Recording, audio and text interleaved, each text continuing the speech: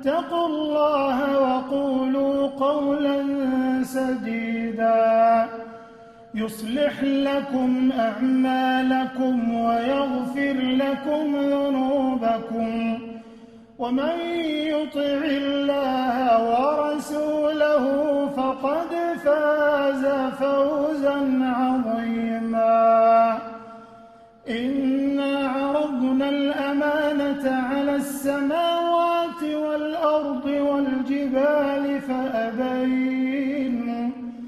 فأبين أن يحملنها وأشفقن منها وحملها الإنسان إنه كان ظلوما جهولا ليعذب الله المنافقين والمنافقات والمشركين والمشركات ويتوب الله على المؤمنين والمؤمنات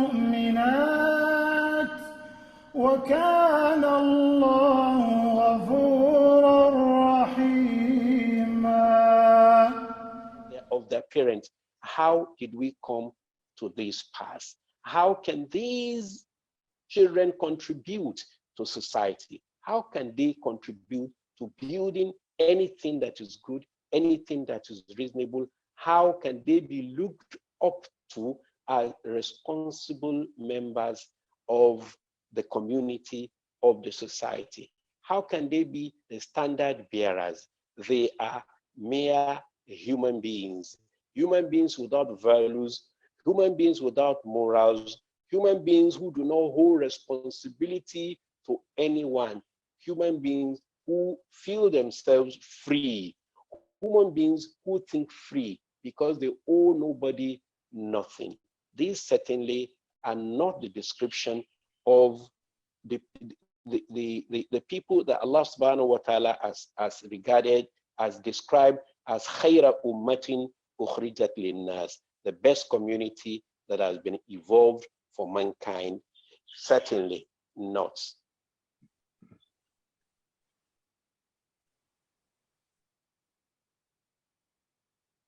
There's still some. Go on. Okay. So in essence, when Allah subhanahu wa ta'ala invites us or commands us, la taqtulu awladakum, do not kill your children. It is beyond physically snuffing life out of them. I think those of you who are in the West will understand this better. When parents are afraid of their children, when parents are, afraid of correcting their children, when parents and children are living in different worlds, when it is easy for children to invite law enforcement agencies on their parents, for correcting them, for asking them to pray, for asking them to fast, for asking them to do what is right. And of course, the children are right because they don't want to lose them, because they don't want to ruffle any feather, they don't want to run foul of the law. We must be able to devise means by dint of the orientation and the commandment of our religion to discharge our responsibility to these children, because Allah subhanahu wa ta'ala will ask us. That is why Tabarak wa ta'ala has said in the Quran, Ya ayyuhalladhina amanu, O you believe, Qu anfusakum wa ahlikum an-nar wa quduha an-nas wal hijara alayha malaikatun ghiladhun shidadun la yahsuna Allah ma amarahum wa yaf'aluna ma yu'marun. O you who believe, save yourself save yourself from hellfire. Not only yourself, but your members of your household, your wife, your children, because hellfire is really not something that anyone jokes with. It's very serious indeed. Because those who are watching over it are angels who are stern. They do not have any mercy because they follow the commandment of their Lord, Allah Tabaraka wa Ta'ala. We will be killing our children if we do not become the model, the example of what we want them to become. We will be killing them if we do not give them the right education. We'll be killing them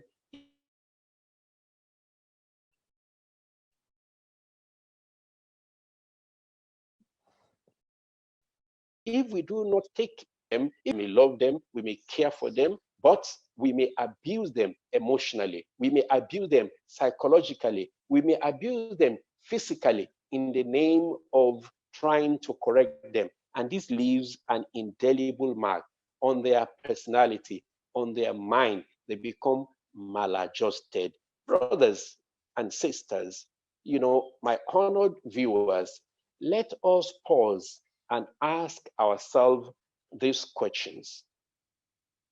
How many of us are confident that if the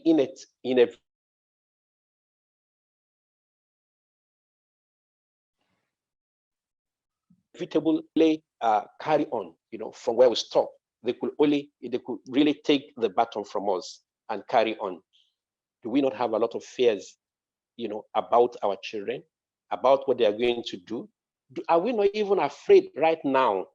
Do we even know what they are doing now? So it is very important to always, invite them, like the Quran has said, to that which is going to give them life. Uh, uh, you know, that which is going to give them life, that which is not going to take life out of them. Either da'akum, like the Quran says, is either da'akum lima yuhyikum. We must invite them to that which is going to give them life, give them physical life, give them intellectual life, give them moral life, give them spiritual life, give them educational life. The one without education is dead. In this world that we live in, any child without the right, the proper education is like a dead person waiting to be buried. We must invest in their education, and it must be balanced.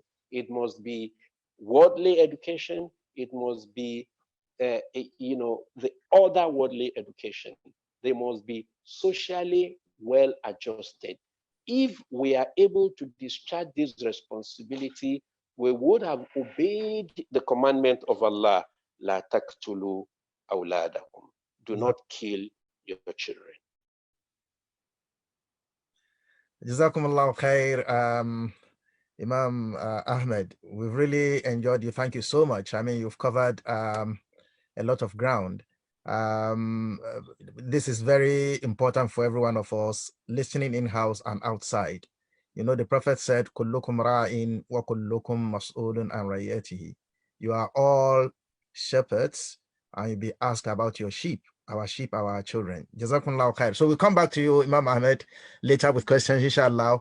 We'll be moving on now. The second speaker, Dr. Rashida Bankole, who will be talking to us about dementia in ethnic minorities. Sheikh Ahmed have spoken to us about our children. Dementia is mostly in relation to the elderly, so I want to hear about dementia now from Dr. Bankole.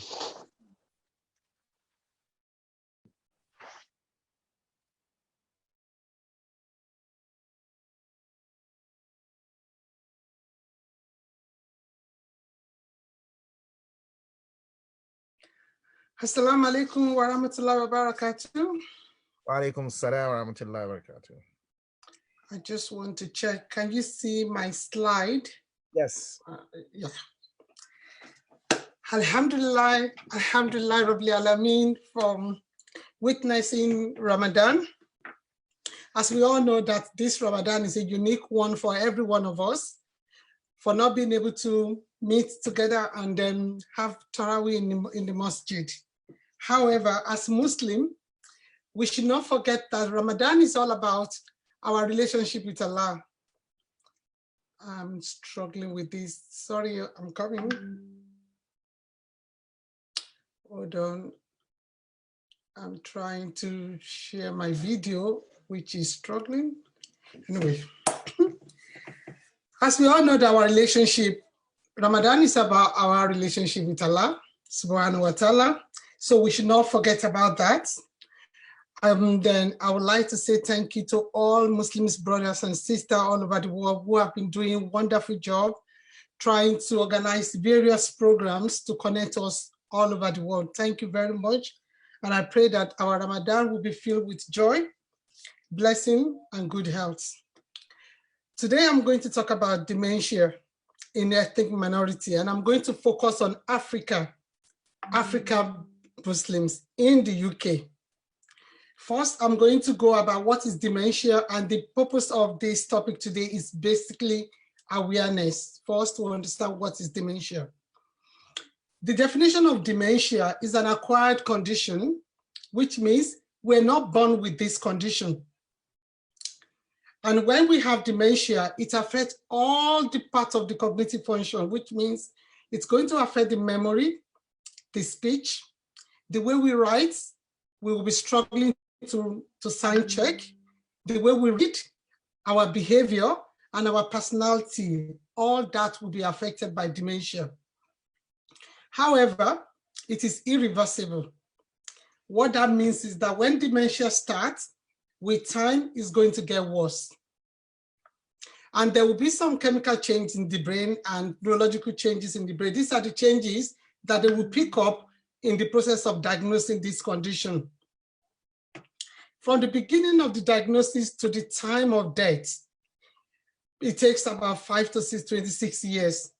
We have seen people who die within 5 years, and people have lived up to 26 years after the diagnosis of dementia. The fact about dementia, it is a life-limiting condition. By the time of diagnosis, just like cancer, we know that eventually it's going to lead to death. Dementia is just one of the diseases of old age. It is not a natural process of dementia of old age. It does not mean everybody in old age will have this condition. I have seen somebody in the age of 90 who is very good cognitively, while I have seen someone, the youngest person diagnosed in the UK with dementia is at the age of 30. However, it's a condition of the age. But that doesn't mean young people does not have this condition. They could have this condition. However, what is the fact about aging among the Black African? The fact is that the later part of our life is the most neglected part.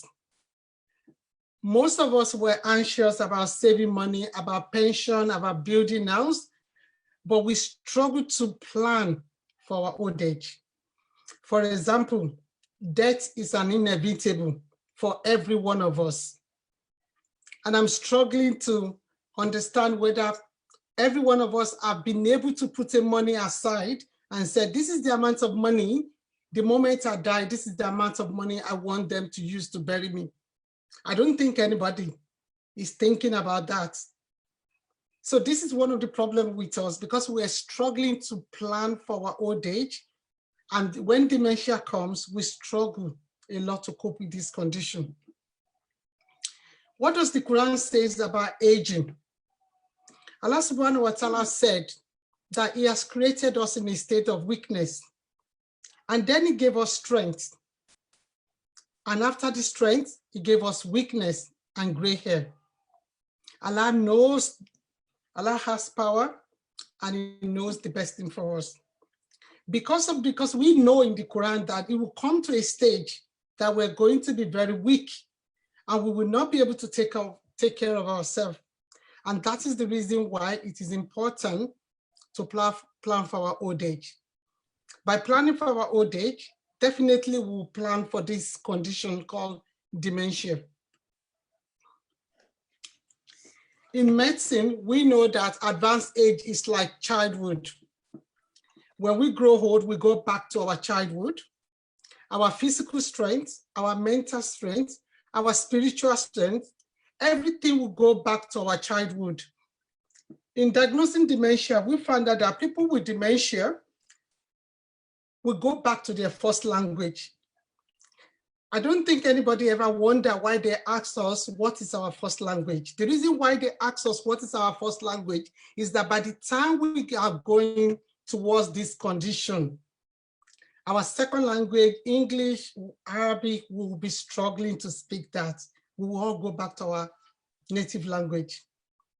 I don't know whether anybody will have come in contact with people. You will find that they will even be speaking the dialect. We'll be struggling, we will learn to speak that dialect. If you come from Ijebu, accent Ijebu will come out very well when you get back to old age.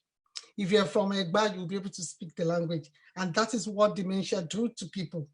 It will take you back, completely back to your childhood.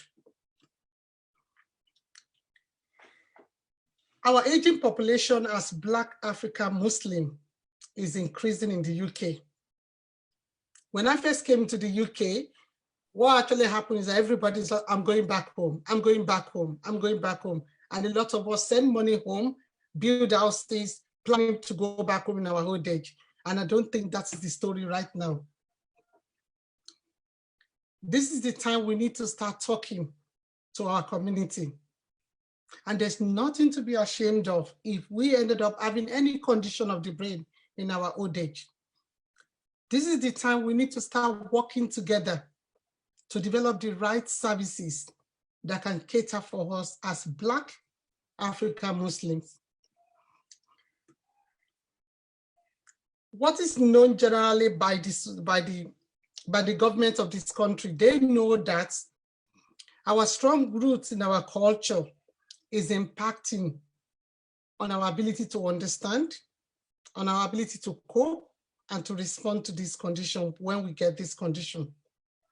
We all know that back home in Nigeria, if somebody have dementia, what we know is that they tend to call them, which is a mad person or whatever.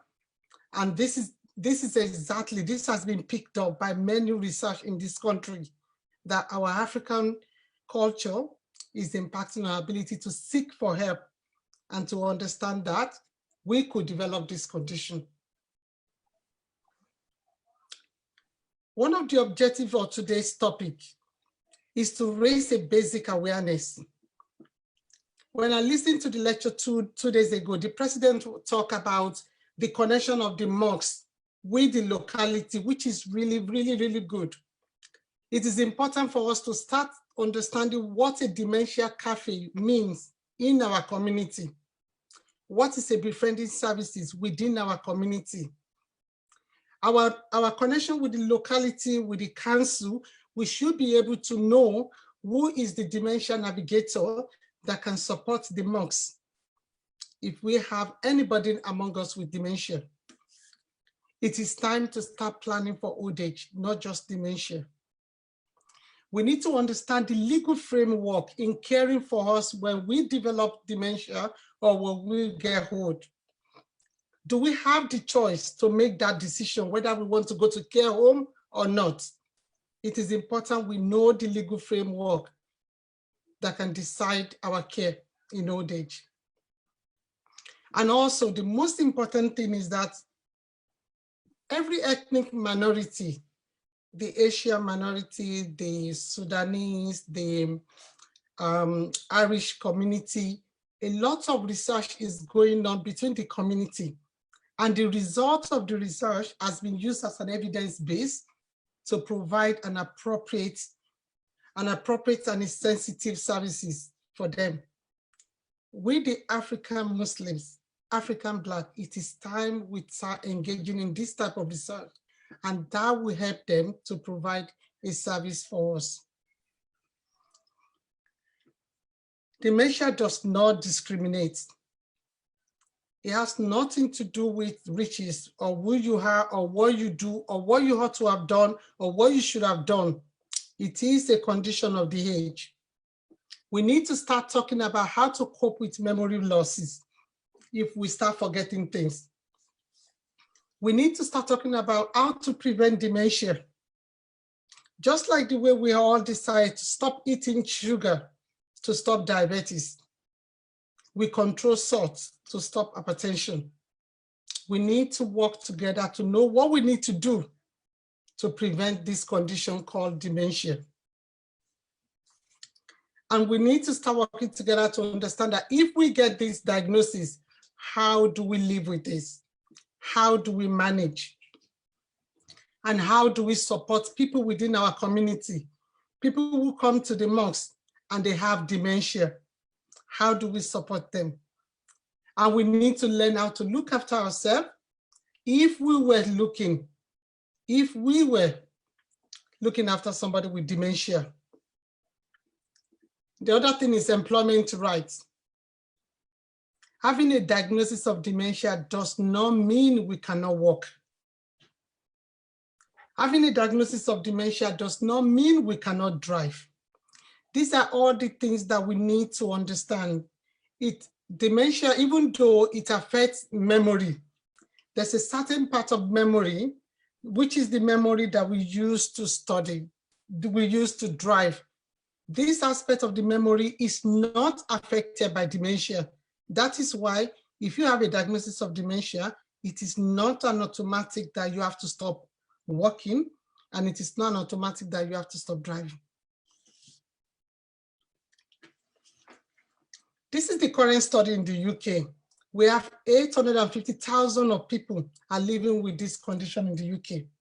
And out of the 850,000, 25,000 of them belongs to the ethnic minority.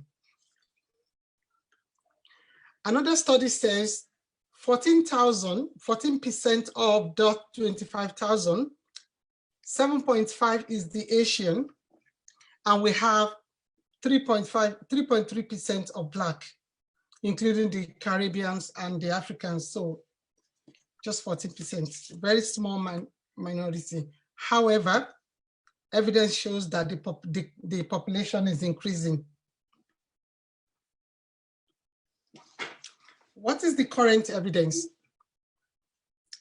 It shows that the number is increasing among ethnic minorities, including Africans. But however, we are at risk of developing this condition more than the white counterparts. And even if we develop this condition, we're less likely to get an appropriate diagnosis.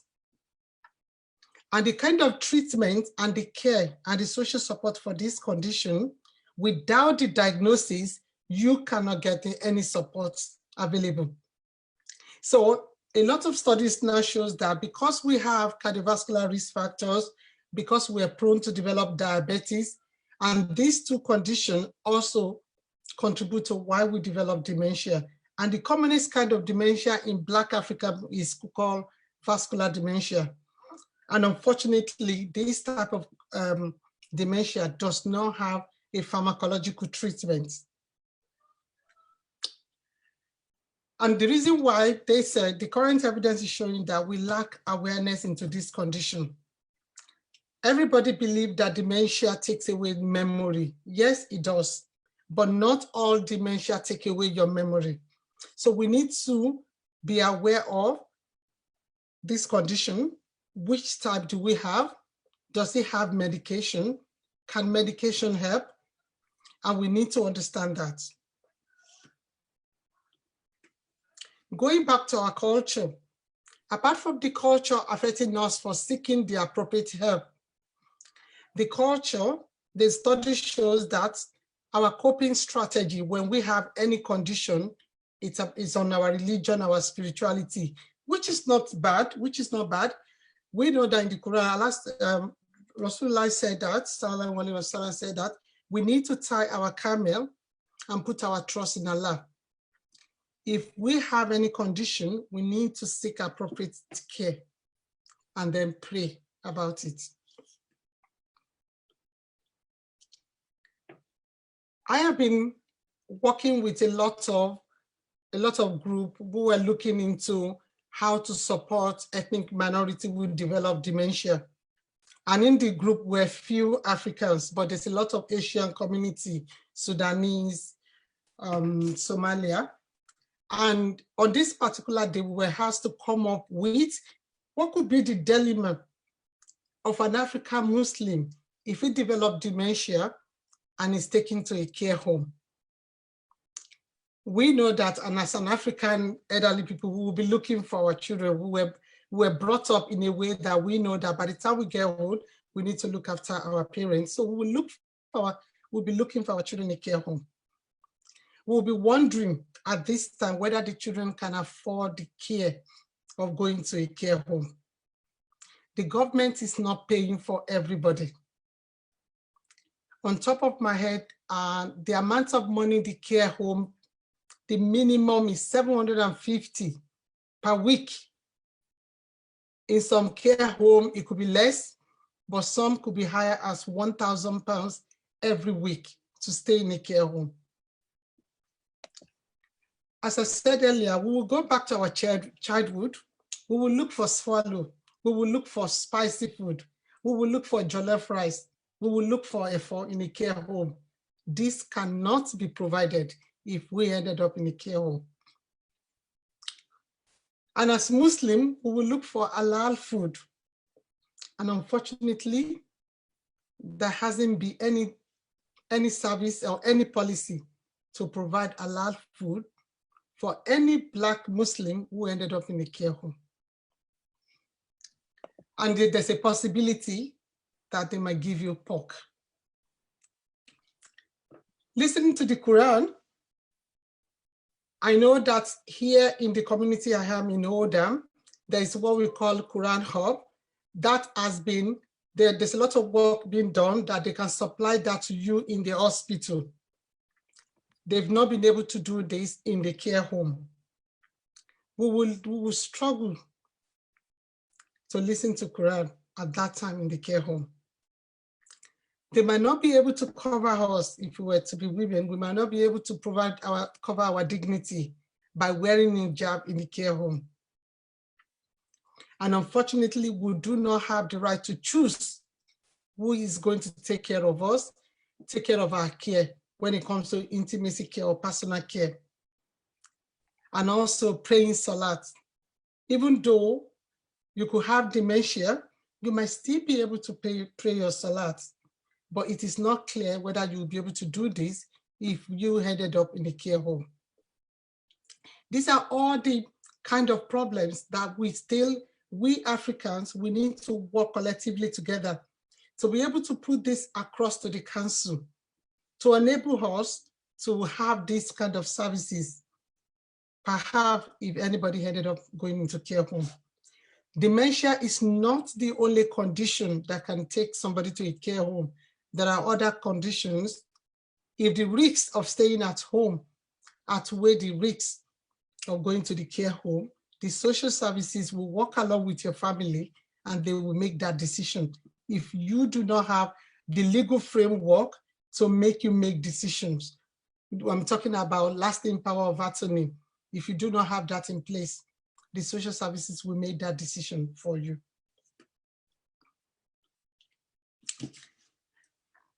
I'm sure the first speaker has talked about our children. May Allah make them the coolness of our eyes.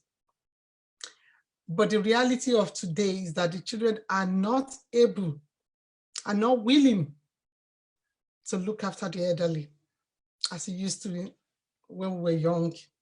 Most of us live in the UK, we send money home, we send things home to our elderly, but the care of dementia is more than sending money home. It involves you, somebody to be available, close family member to do that. The studies I have with the Asian community were able to do that through daughter-in-laws, through sister. The Irish community were able to do that by one of the siblings giving up career or giving up job to be a full-time carer. It is not clear whether we, the Africans, have been able to come to that stage. But from the little knowledge I have, I believe Islam places a primary responsibility on the male child to look after the elderly in old age. Whether we plan to stay in the UK or we plan to go back home, the decision about where we're going to spend our old age, we need to start talking. We need to start planning as a community now.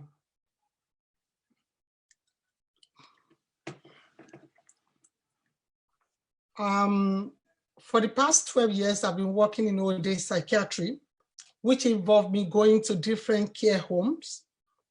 I have been able to see a Caucasian-oriented care home. I have been to the Jew care home. I have been to the Chinese care home here in Manchester. I have been to a Caribbean populated care home, the Polish, but the Asian dominated care home. I have never, and I'm yet to see an Africa populated care home. And that shows that if there are this type of care home in Manchester, in the UK, it is believed that if we work together as a community, we can push it through the council and create an African populated care home in the UK.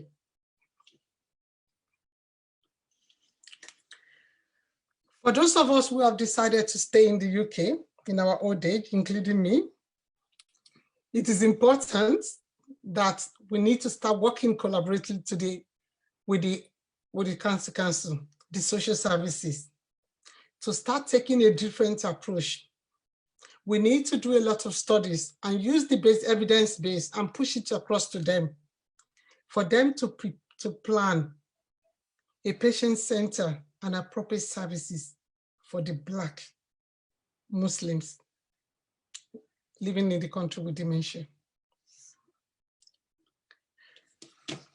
And the only way we can start now is to start talking about this condition for anybody who is over 50. I'm aware the president said that there is over 50 group in the mosque. This is where we should start talking about it. Create an awareness among ourselves to be able to develop the right treatment if we get this condition. I have a dream dua, which I put across to Allah in this month of Ramadan, to Allah to give us a specific direction and how to advocate for an African-oriented care home, or this list to advocate for halal food to any Muslim who ended up in care home. It does not have to be African. Any Muslim who ended up in care home, we need to advocate for an halal meat for them. I'm going to end my talk from here.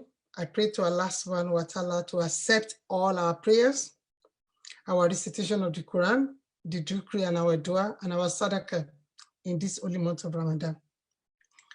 Assalamu alaikum wa rahmatullahi wa barakatuh. Wa alaikum assalam wa rahmatullahi wa barakatuh. Dr. Rashida Bankole, thank you so much. You've really, hit a chord in relation to our lifestyle as Muslims and as Africans in the diaspora. And we've raised some very important issues, which I believe questions will come up too. You know, we have responsibilities really as Muslims in the sense that after sincere worship to Allah, Allah says, for example, in Quran chapter 17, verse 23, وَقَضَى رَبُّكَ أَلَّا تَعْبُدُوا إِلَّا إِيَّاهُ وَبِالْوَالِدَيْنِ إِحْسَانًا. You know, Allah says that you should not associate any partners with him and you should look after your parents, especially when they grow old. In your lifetime, they can be a source for you to go to Al-Jannah. So it's really very important that we start thinking about this. Thank you so much for that useful and beneficial presentation. So let's go to the Control room now. An interlude before we go to the next session, my mosque, please. In just under 60 seconds, I'm going to tell you why investing in this opportunity will change your life. Are you ready? Start the clock. Over 20 years ago, a group of believers acquired a derelict pub slap bang in the centre of the Old Kent Road. As we've grown, so has our need for space. And we are embarking upon the journey of a lifetime to extend the good work of this masjid. And we need you to join us on this journey. Let me remind you of Allah's promise. Whoever builds a mosque for the sake of Allah, Allah will build for him a house in paradise. And it doesn't stop there. The masjid that we build will continue to give you rewards for as long as it remains standing, perhaps decades after you pass away. Think about all the people who attend the mosque to pray 5 times a day, every single day of the year. The Jummah service that is attended by hundreds of people, the hundreds of youngsters learning how to recite the Quran, and your fellow brothers and sisters breaking their fast in the month of Ramadan, right here in this masjid. Inshallah, you'll get a slice of the reward. All of these and more coming straight to your scale of good deeds. So what are you waiting for? Help us build this masjid. Sponsor a prayer space and get your friends, neighbours and loved ones to sponsor one too. Or even better, get together and sponsor a whole saf. And inshallah, watch how Allah elevates you in this life and the next.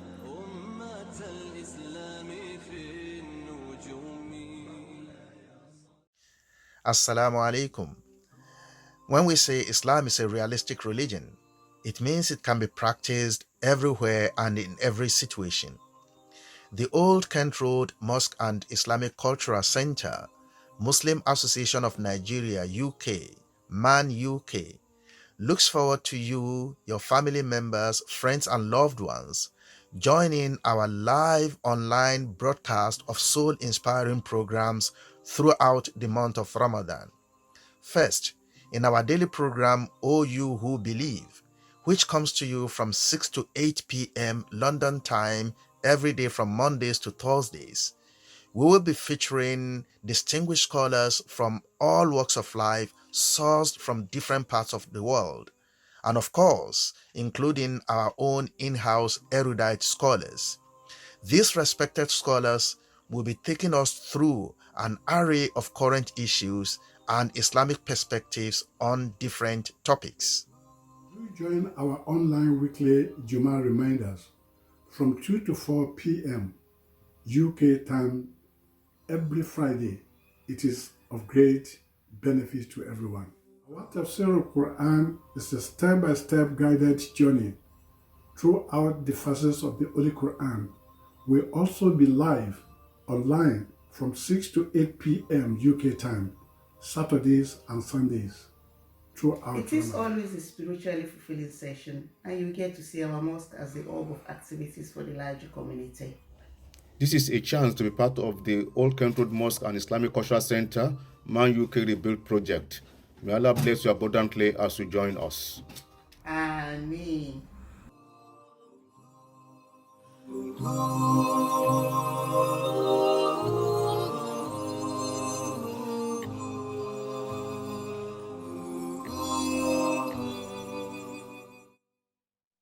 Jazakumullah khair. So now I want to call on Alhaji Ibrahim Adewisi, who is the Honorable Project Coordinator for the Old Kent Road Mosque and Islamic Cultural Center Rebuild project. So Alhaji Adewisi, please. Barakallah fi ya Prof. A'udhu billahi sami'ul alim minash shaitanir rajim. Bismillahir rahmanir rahim. Allahumma salli wa ala ali Muhammad wa sallim. We thank Almighty Allah that bless us with the opportunity of the whole month of Ramadan and the initiative and the ability to be able to make that initiative a reality and something of a blessing. We're all taking pleasure and joy from at this moment in time. We thank our father, Sheikh Ahmad, for the thought-provoking lecture. It's very interesting and something we all can identify with in this part of the world. Not to mention the presentation by Dr. Rashida, all of which perhaps would provide provide necessary background to the perspective I'm going to try to bring to the understanding of each and every one of us over the next few minutes. How did we get to where we are with Old Kent Road Mosque and Islamic Cultural Center? And where do we go from where we are currently? These are the issues I want us all to reflect on. The initiative, the vision to have the Old Kent Road Mosque Islamic Cultural Center as it is today came about in the late 80s, around 1989. And it was then a thought that was raised by one of our leaders who has passed away. Alhamdulillah, may Allah accept him, bless him, overlook his shortcomings, and widen his grave and grant him a peace of barzakh. Our leader, Saududdin Olashini Daniju, raised the idea that isn't it about time we start thinking of making effort to have our own mosque. And that was the thought. And the effort started thereaway from that time. And I still remember vividly the effort that were made by the leaders at that time. And we still have one of them who was sent to Nigeria, our father, Alhaji Junodu, Tajuddin Junodu, with myself, still very young at the time, and we went all the way to Nigeria to meet our fathers and mothers to start to make that idea a reality. Some 3-5 years later, under the leadership of our brother,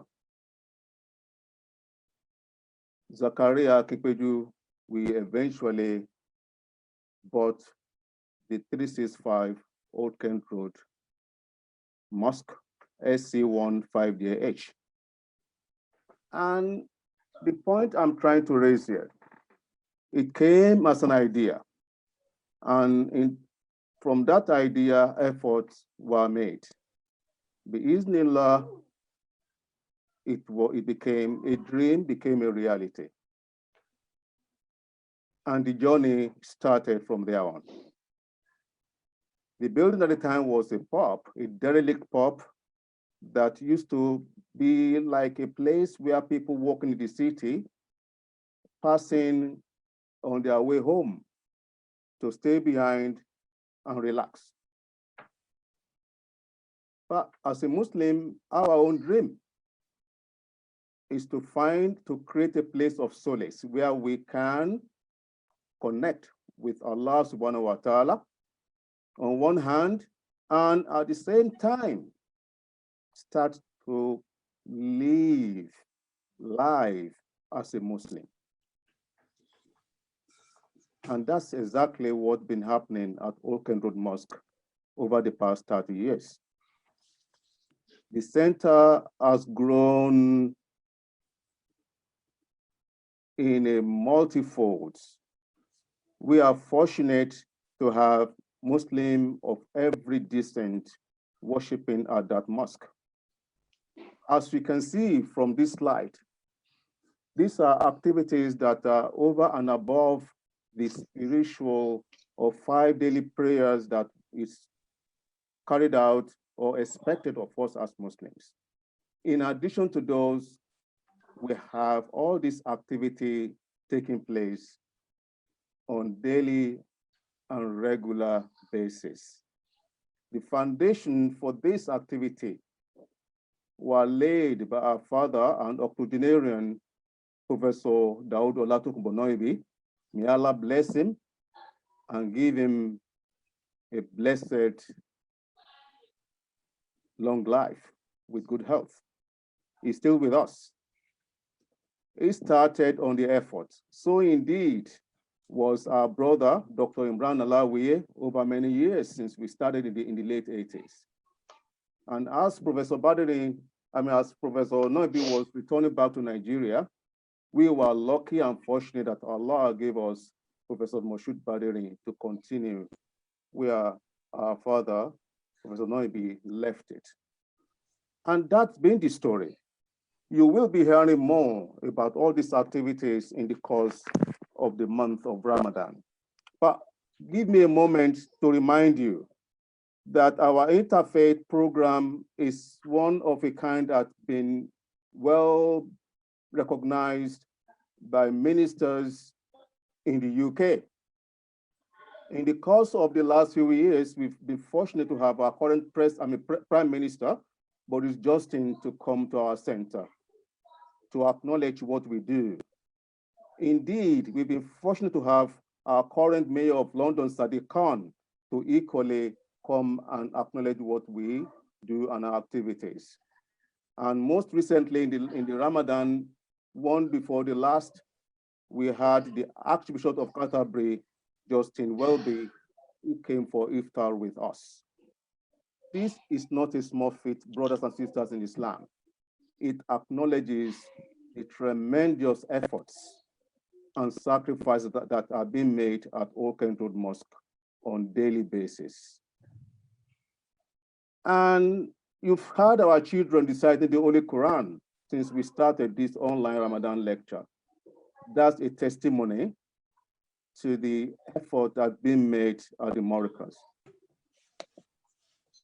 And our community and civic activities is very wide. As Sister Rashida Bankole remarked, without it, where would we be as a Muslim raising up our own children, whilst ourselves, we are not getting any younger? So it's important to place this achievement on a proper perspective. It started as an idea, and that idea with effort and sacrifices became what we have today. Now, let's have a look where the future lies. As you can see from this slide, that van behind the building is exactly the current 365 Old Kent Road Mosque. And the blue roof you can see next to it, and the black roof next to the blue roof, according to the regeneration plan of the local government in the area, in between 10 and 20 years time, that space you are looking at will become a high-rise building that would tower up to about 50 floors up. And in that space will be lots of different things happening there, including a hotel and many businesses. And not very far, about 5 minutes away from our mosque, from that particular building, from that location, we're going to have a new underground station, a Bekalu underground station within the next 10 to 20 years' time. So putting everything into perspective, the edifice we are visioning to replace the existing structure at 365 Old Kent Road is to give Islam a noble and credible identity. One each and every one of us will be very proud of.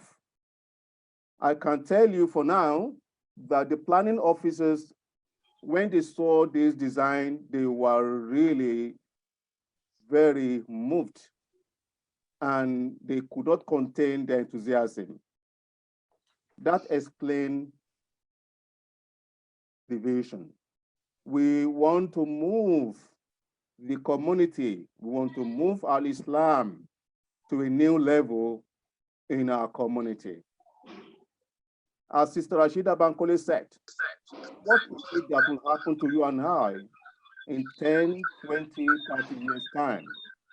We've made Britain or the United Kingdom our home. So what are we doing? This edifice we are making effort on is the step in that direction.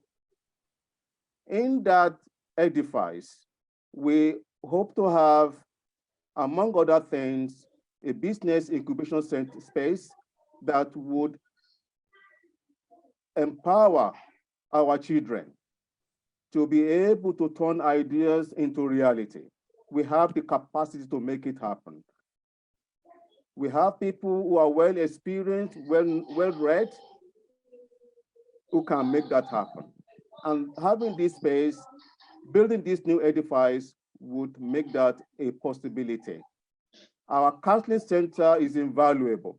All of the issues raised by our father, Dr. Ahmad, in his lecture, is not just something that has to be talked about. It's something that has to be worked on to really impact our lives.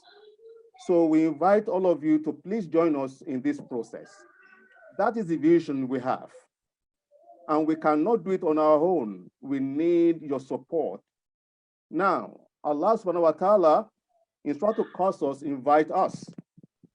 Invite us to that greater house in the hereafter. Allah says we should strive, spend everything we have, our knowledge, our skill, our time, our wealth, for that greater house in Darul Hahira.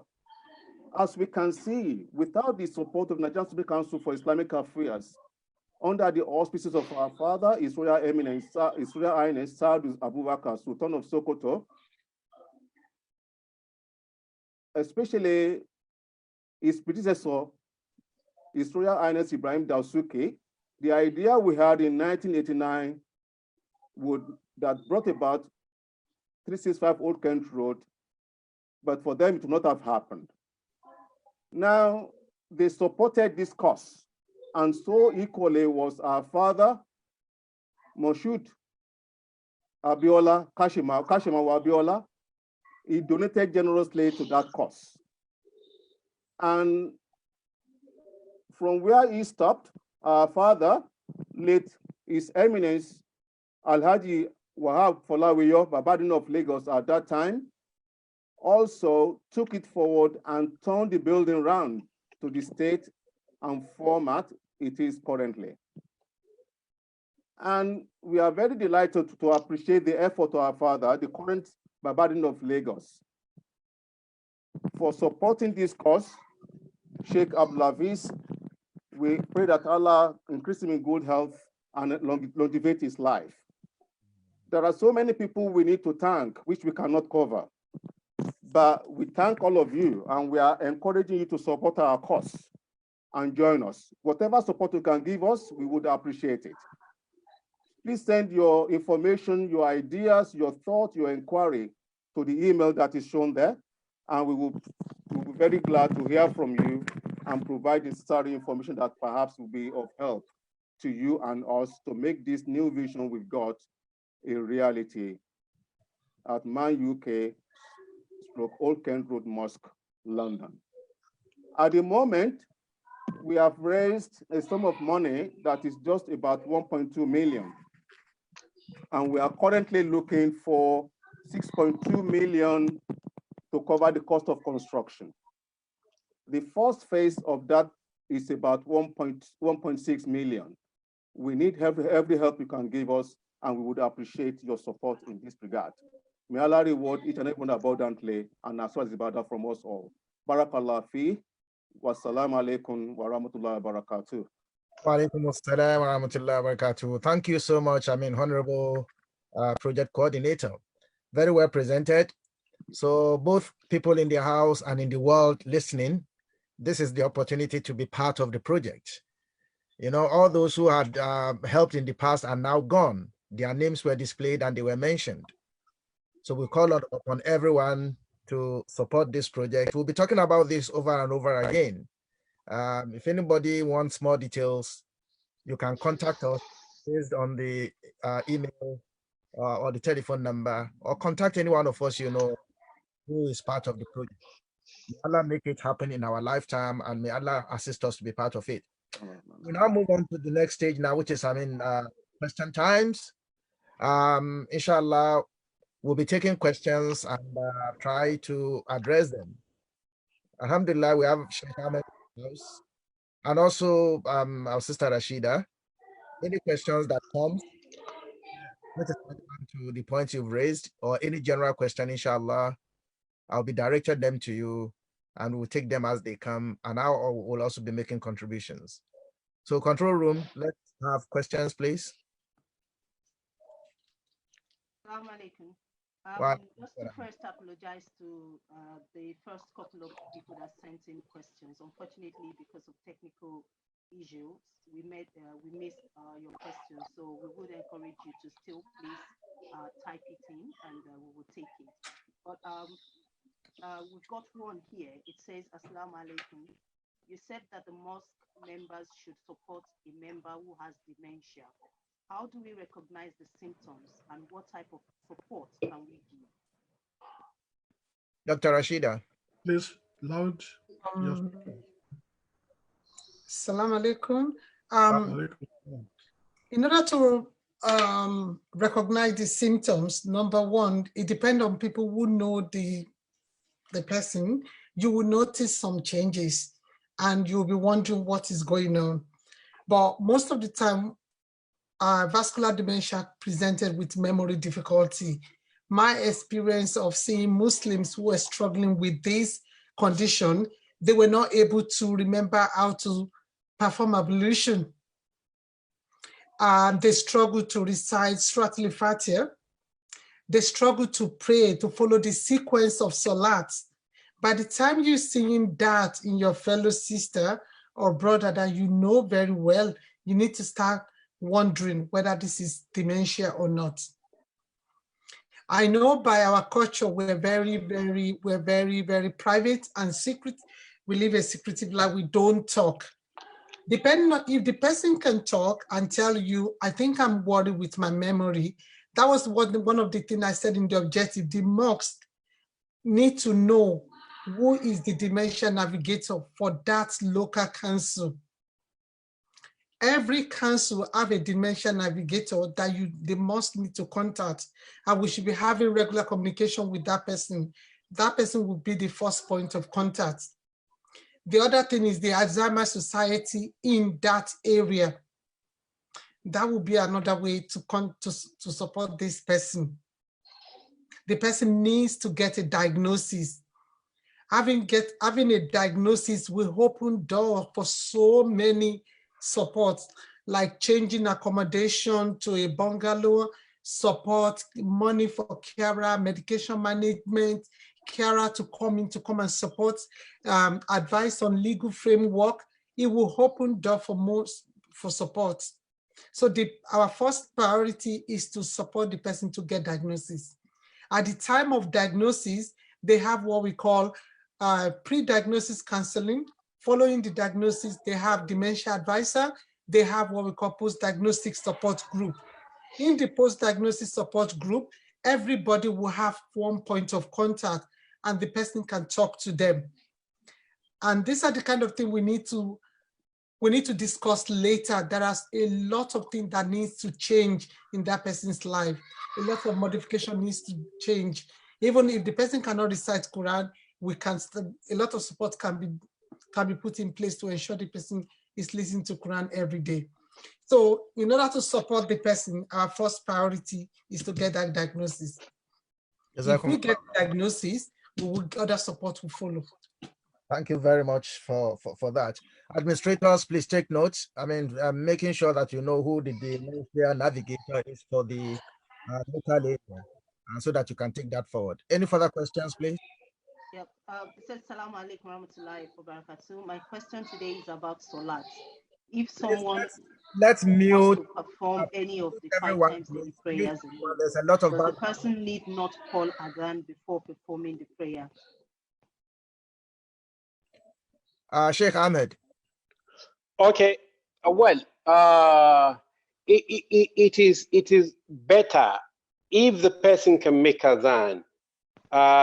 Because I remember a hadith in Sahih Bukhari about a man who was in the desert alone and who will, you know, make adhan whenever it is time for prayer, so that, well, the jinns, the angels, whoever that is around can hear it is the time for prayer, and some of them will join, or at least Allah subhanahu wa ta'ala will bear witness that he is conscious of the time, is calling others to it. It is not obligatory for the azan to be made, but it is better if it could be made. However, if we're going to make azan at home, we don't need to shout and disturb, you know, those who are in the house or our neighbors. We make it in low voice. It is more symbolic than anything else. Jazakum Allah khair. Thank you so much for that. Any further questions, please? Assalamu alaikum wa rahmatullah. Yeah, I want to ask if Dr. Bankole's slide could be shared. We will look into that, inshallah. And our emails. It's yes. a very good one. No, there's no problem. I'll send it to the coordinator, inshallah. Thank you. Okay. Thank you so much, Dr. Rashida. Any further questions?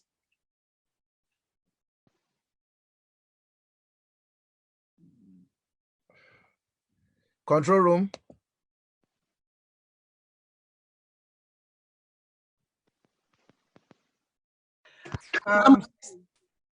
Did you not hear me?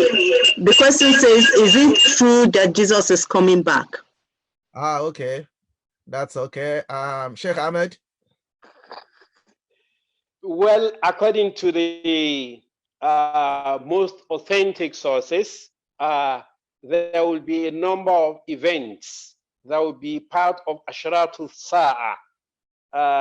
And one of it is that the Dajjal will come, the Sayyidina Isa will come, the Messiah will come, and you know, so according to the most authentic sources, yes, Isa alayhi salatu wasalam will come back. But should that be of any concern to a Muslim? I think no, not at all. It should not be any concern to you, because Isa alayhi salatu wasalam is coming back not to bring any new message, but to validate, so to speak, whatever the Prophet ﷺ has brought. He will be coming back as a Muslim that he had always been, just to give validation to the message of the Prophet ﷺ. Jazakumullahu khairan, Sheikh Ahmed. I want to push that limit a little bit. In recent times, I mean, I agree totally that that's the classical position. I mean, most authentic classical position. But in recent times, we find, I mean, a lot of scholars actually who are big names.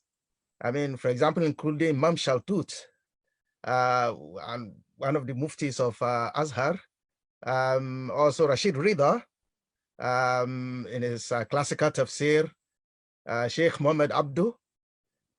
They go back and revisit the sources, and they contend that. They argue that, well, perhaps maybe it's a misunderstanding of the sources. I mean, they raise this issue that, I mean, and they object to the fact that, well, Sayyidina Isa is not coming back. I mean, and the problem usually, and perhaps maybe this is what is behind the mind of the person who asked the question. You have many big contemporary scholars who argue against this. How do we deal with that? Prof, yes. Of course, you know, Prof, most of the names that that you have mentioned, Sheikh Rashid Rida, Sheikh Shaltut, and some of them, you know, they could well fit into the new classical But the majority of classical scholars, the majority of the ulama of Sunnah are still insisting that first, the ahadith of the coming of Sayyidina Isa alayhi salatu wasalam cannot be faulted because the ahadith are sahih. Just like any big issue, there will be opinions. Prof, like you know very well in fiqh, there will be ara mukhtalifa, and there will be a qawlu raji. As far, to the best of my knowledge, the qawl raji among the scholars is that Isa alayhi salatu wasalam is coming back. Of course, we have, like you have said, we have other opinions. Jazakumullahu khairan. I just decided to push the limit so that.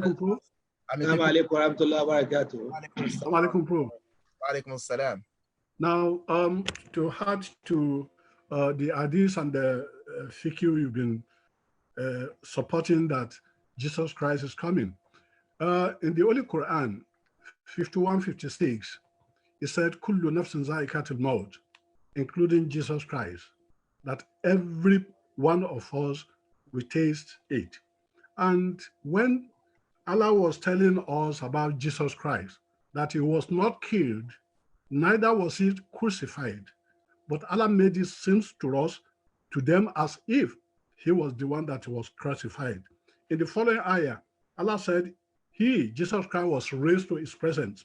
So that shows Jesus Christ is still somewhere and is coming back. If there's any hadith or the fiqh showing that he's coming back, we should definitely believe, because 51:56 said, all of us will taste death.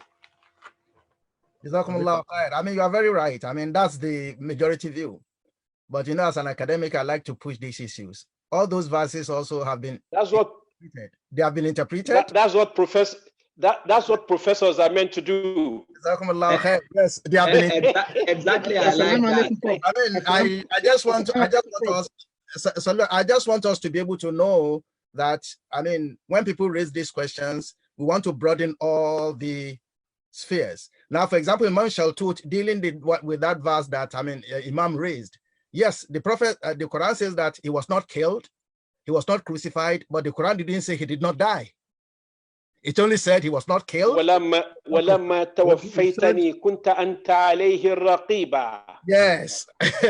You know, so but it is tawaffa. It is tawaffa. It is not walamma tamutani. He said walamma tawaffaytani. Then there are some other issues raised. Wafat أو الممات. الوفاة بالرفع لكنه يرجع ويموت موتا حقيقيا. Yeah, that's fine. That's back and die. Let's take another question. Assalamu alaikum, Prof. Wa alaikum salam. I want to just mention a point, and that is the question of the perspective of interpretation. Yes. The sources from the Quran and the sources of the Hadith, they are there intact. But the question is, what interpretation are we giving to those sources? I remember Sheikh Abubakar Gumi, may Allah forgive him. Amen. Yes, he was aligned with that class of scholars mentioned by Professor Badiri. Yes, and I deliberately feasted him on that point. You see, but you see, the point is, what are the perspective of interpretation we are giving to those sources? I think from that, it is better we leave it as said, that we don't need to bother ourselves. Wallahu alam. Allah, Imam has finished the whole answer. هذا هو الصواب. Wallahu alam. Wallahu alam. And everyone who has made this contribution. I just wanted to make it a little bit more interesting, inshallah. No problem. Assalamu alaikum, sir. We've got a lot of hands up and we've got a lot of questions. I'm very sorry we won't be able to take most of the questions, but please, if we don't take your question today, we will take it tomorrow. I'm really sorry. So I'll take one person from the hands that are raised up, and then we'll see how that goes before we go on. Can you, Kudrat Kadejo, you can unmute yourself and ask your question, please. Kudrat Kadejo, kindly unmute yourself and ask your question. If I wait for a bit and you don't talk, I might have to take someone else. Kudrat Kadejo, are you still there? Okay, so I'll take someone else. Hello? Yes, go on, please. Go on, please. Hello? Yes, go on. It's Alaja Adeye, yes. Okay, go on. Yes, okay. My question goes to Dr. Rashida Bankole. Inú mi dùn fún lecture tẹ́ fún wa lénìí nípa dementia. It's an eye-opener. Now, kí ni further action tó jẹ́ wípé gẹ́gẹ́ bí ẹ ṣe sọ wípé àwọn other black minority group wípé wọ́n ní old people soul ní ìlú yìí. Kí ni further action tí ẹ ń gbé ṣe àbí tí ẹ máa need the contribution fún àwọn tó lè support láti lè ní old people soul fún àwọn African old age. Okay, ẹ jẹ́ kí wọ́n dáhùn béèrè yẹn. I mean, Dr. Rashida, go on. Ẹ jẹ́ kí n kọ́kọ́ dáhùn.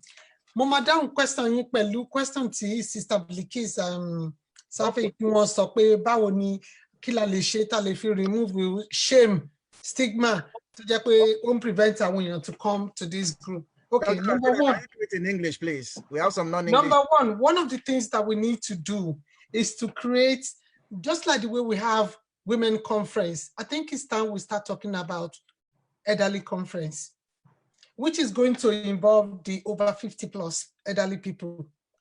And it needs to be announced in a way that any Nigerian all over UK, wherever they are, Scotland, anywhere, they should come to this conference.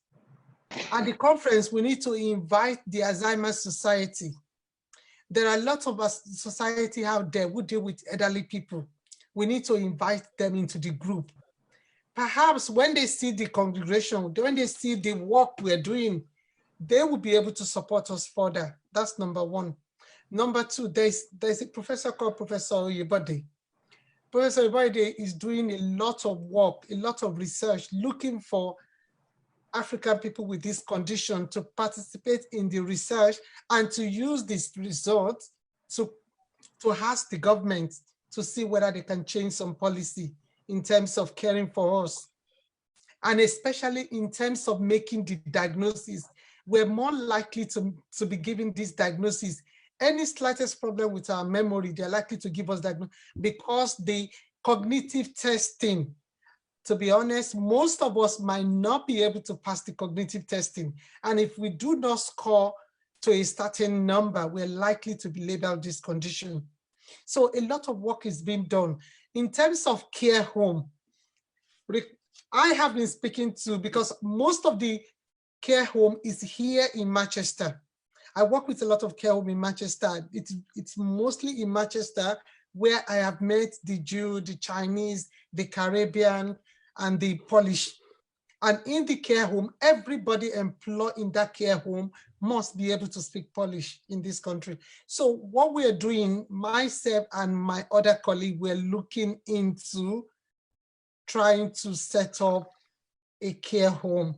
It is not easy, my sister, but a lot of people were looking into that. But however, the help of the council and the government would be more appropriate to set it up.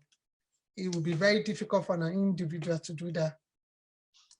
I mean, we'll get the address of Dr. Rashida. Bismillah, it's a very important point. Alaja Ayrat, we will do something about it. I mean, in down the road, inshallah ta'ala. Further questions? Yeah. Somebody says, I'll take two questions actually. Said, is there any plan for paying Zakat al-Fitri So that's a question. And then the other one is that about the halal meat, buying chicken from the supermarket that is not labeled halal, can a Muslim consume it by saying Bismillah, Allahu Akbar? Okay, let me, the issue of Zakat al-Fitr, since it's been asked about arrangement, let me, Imam Salami can talk on that. Zakat al-Fitr, what arrangement is being made for Zakat al-Fitr? Please unmute yourself.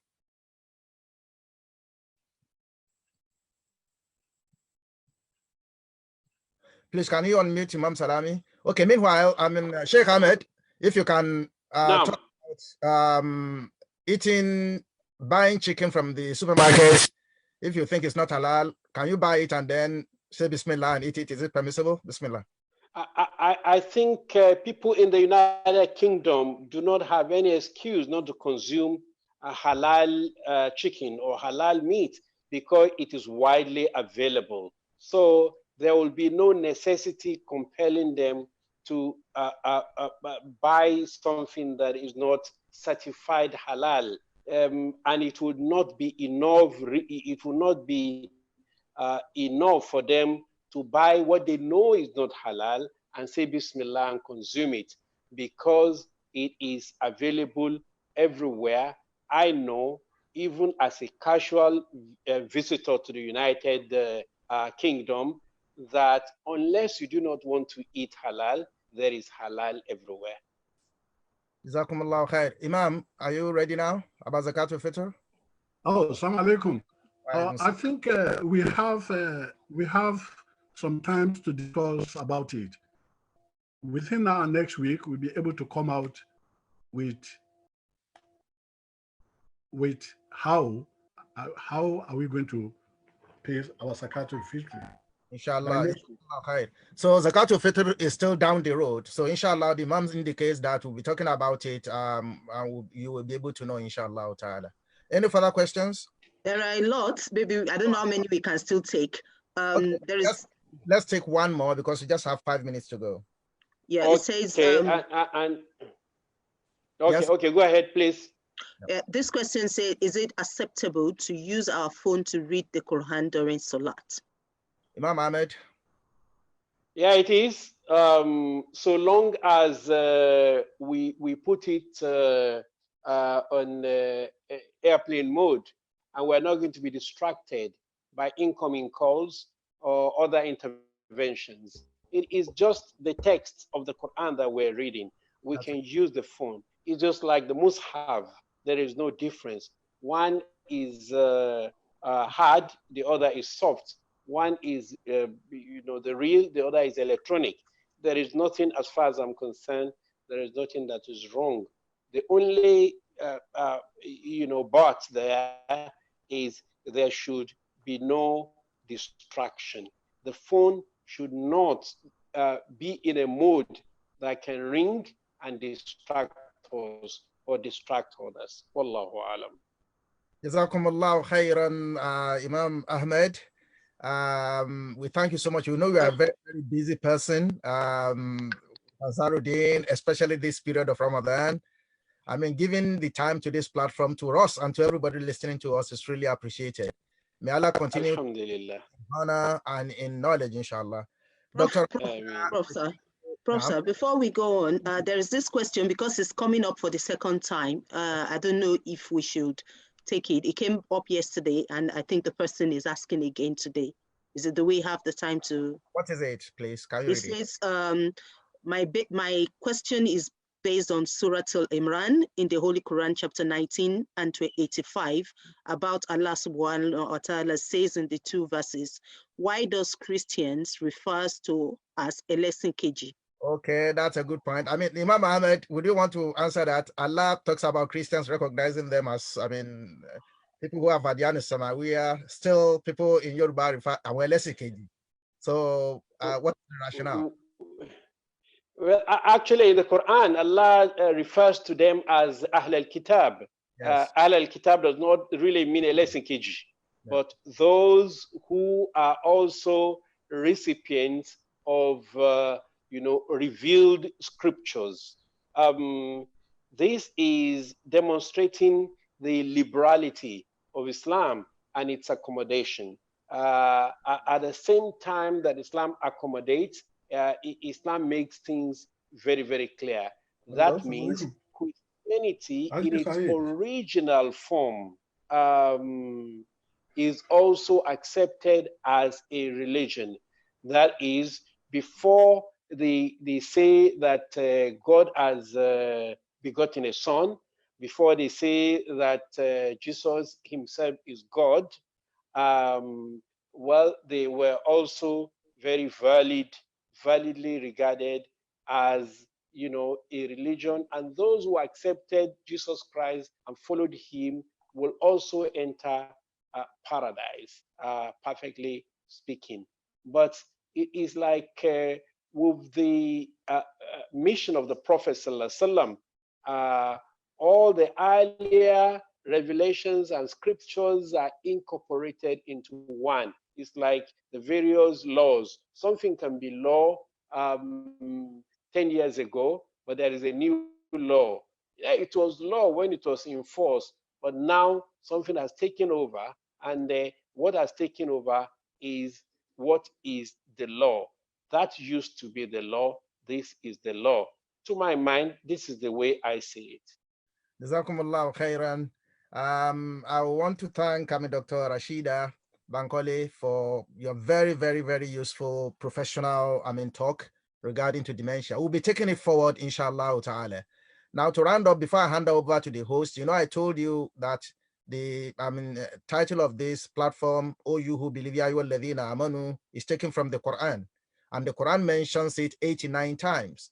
Every day we will, cue you with one which you will take home. Based on the topics that we've had today about our children, about our elderly, all belongs to our family.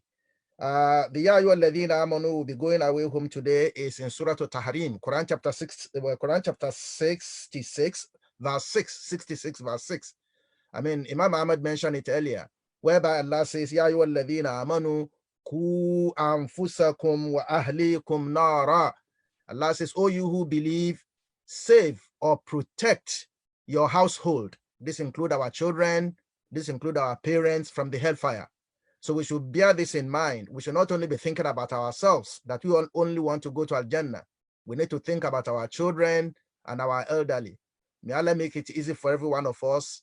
May Allah reward every one of us abundantly, and all those who are listening, may Allah reward you too. So I'll hand over now to the host to sign off. Bismillah. Thank you very much for these beautiful lectures, our esteemed speakers, our fathers, our respected imams, our mothers, brothers and sisters. Thank you very much for joining us. I hope you've enjoyed today's episode. I, for one, have learned one or two things from this conference, and I hope we'll see you again. Tomorrow we'll be having Professor Camille Omatesho and Sister Sumeya Sadiq Ojibara all the way from Australia. So it promises to be a good one. Hope to see you. Take care. Assalamu alaikum wa rahmatullahi wa barakatuh. Alaikum assalam wa rahmatullahi wa barakatuh.